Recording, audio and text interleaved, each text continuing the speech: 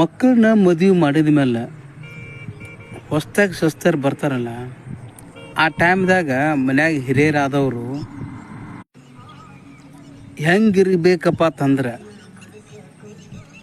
ನಾವು ಇನ್ನೊಂದು ಕಡೆ ಅತಿಥಿಗಳಾಗಿ ಹೋಗಿರ್ತೀವಲ್ಲ, ಅಂದ್ರೆ ಗೆಸ್ಟ್ ಆಗಿ, ಹಂಗೆ ಆ ಮನ್ಯಾಗ ಹೊಸದಾಗಿ ಸಸ್ತಾರು ಬಂದ ಮೇಲೆ ಆ ಮನ್ಯಾಗ ಗೆಸ್ಟ್ ಥರ ಇರ್ಬೇಕು ನಾವು. ಅಂದ್ರೆ ನಮಗೆ ಎಲ್ಲ ಸೌಲಭ್ಯಗಳು ಸಿಗ್ತಾವೆ. ತಿನ್ನೋಕ್ಕಾಗಲಿ, ಮಲಗೋಕ್ಕಾಗಲಿ, ಕುಂದ್ರಕ್ಕಾಗಲಿ, ಅಲ್ಲಿ ಇಲ್ಲಿ ಹೋಗೋದಕ್ಕಾಗಲಿ, ಬರೋದಕ್ಕಾಗಲಿ, ಎಲ್ಲದಕ್ಕೂ ನಮಗೆ ಅವಕಾಶಗಳು ಸಿಗ್ತಾವೆ.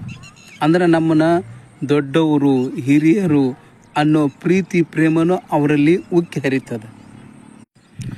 ನಾವು ಮನ್ಯಾಗ ಹಿರಿಯರಿದ್ದೀವಿ, ನಾವು ತಂದು ಸ್ವಸ್ಥರು, ನಾವು ಹೇಳ್ದಂಗೆ ಮಾಡ್ಬೇಕಂತೇಳಿ ನೀವು ಅಧಿಕಾರ ತೋರ್ಸಕತ್ತೀರತ್ತಂದ್ರೆ ಈ ಕೂಳು ಸಿಗಂಗಿಲ್ಲ, ನೀರು ಸಿಗಂಗಿಲ್ಲ.